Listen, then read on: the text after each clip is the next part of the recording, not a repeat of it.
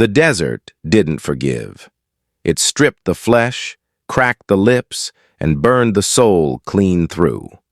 On a barren stretch of earth where the wind hissed like snakes, a young woman lay tied in coarse hemp rope.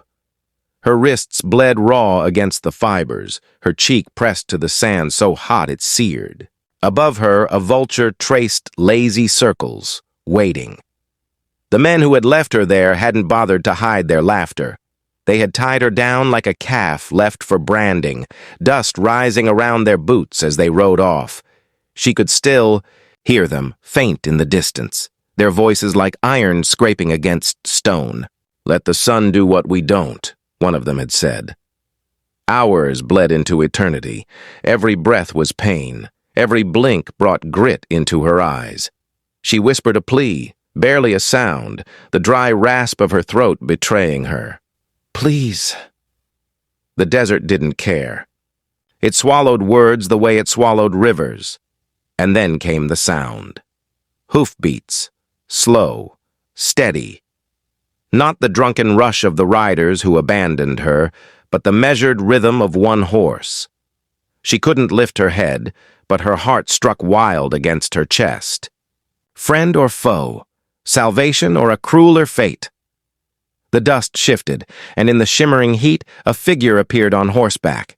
Broad-shouldered, hat low, a rifle slung across his saddle. He pulled the reins and the horse snorted, kicking sand as it halted. The rider sat still for a long moment, watching the broken figure at his feet. He dismounted without a word. His boots sank into the dust, leaving heavy prints beside her. A knife glinted in his hand as he knelt. She flinched at the sight, but the blade only sliced the rope. Her wrists sprang free, swollen and trembling. The man didn't speak. Not yet.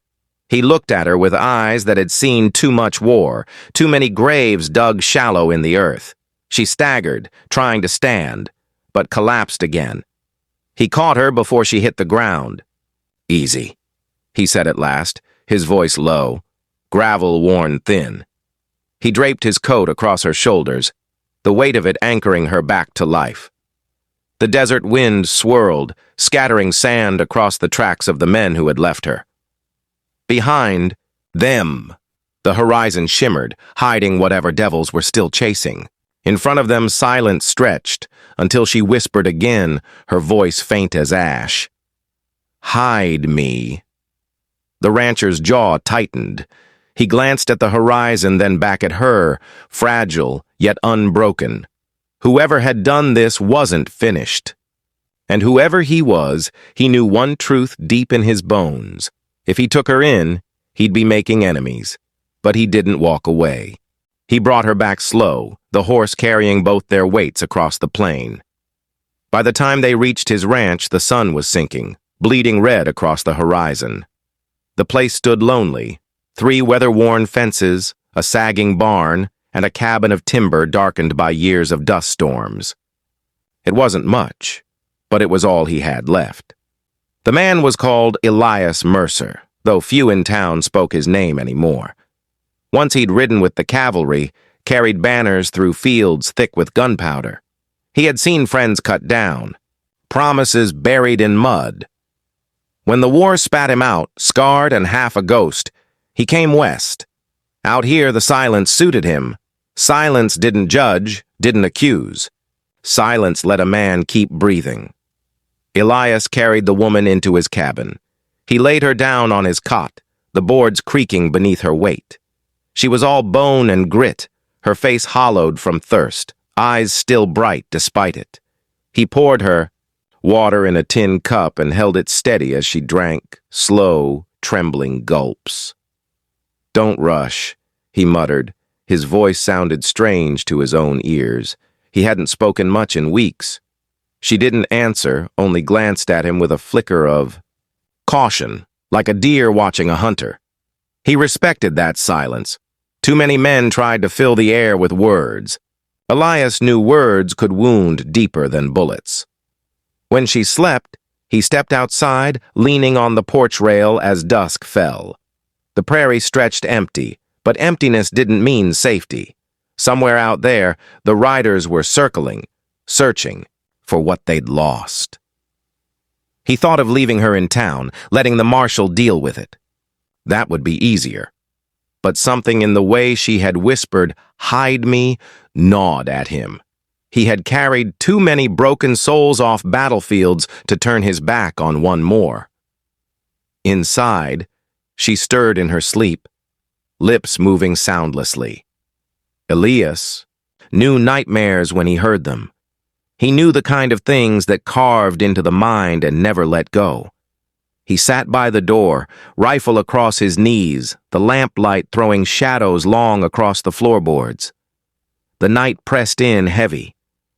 Coyotes called in the distance, but closer than that was silence, the wrong kind, the kind that meant men might be out there, watching. Elias's fingers curled around the rifle stock. He looked at the woman again, at her frail form wrapped in his coat, her chest rising with fragile rhythm. He didn't know her name, didn't know her sins or her story, but he knew one thing clear. She was hunted. And now, by taking her in, so was he. Morning crept into the cabin slow, the kind of light that painted the dust motes gold.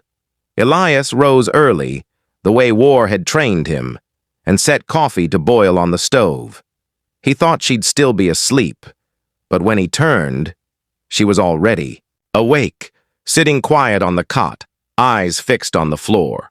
Her wrists bore angry red welts where the ropes had bitten. Elias set a tin plate of bread near her, but she didn't reach for it. She only studied him, wary, as if measuring whether he was just another man ready to trade her life for coin.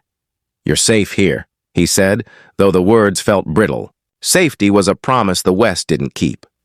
She glanced at the bread again, then took it in small bites, careful not to spill a crumb. Her hands shook, but her back stayed straight. Elias watched her eat in silence, noting the small details. The way she hid her pain behind stillness, the way her gaze flicked to the window as if listening for hoofbeats. When she finally spoke, it was one word, soft and uncertain. "Why?" He frowned. "Why what? Why help me?" Her voice cracked like a branch underfoot, dry from thirst, but strong beneath the break. Elias leaned back in his chair, rubbing a scar across his jaw. "Because I know what it means to be left for dead." That silenced them both. She didn't ask more, and he didn't offer. Words were scarce currency. Better saved than wasted. As days slipped by, the rhythm of life settled strange between them. She moved quietly, never demanding, never lingering too close. She swept dust from the cabin corners with a broken broom, mended a torn shirt with needle and thread she found in his drawer. When Elias worked the fences, he caught her at the window, watching, her expression unreadable. She told him her name only once. Clara. Just that. No past, no explanation. Elias didn't press. He figured if she wanted her story known, she'd tell it. What struck him most wasn't what she said, but what she didn't. She never complained, never flinched at silence. When thunder rolled one evening, she sat steady by the fire, her hands folded in her lap while Elias felt old memories clawing at his chest. Something about her quiet defiance unsettled him.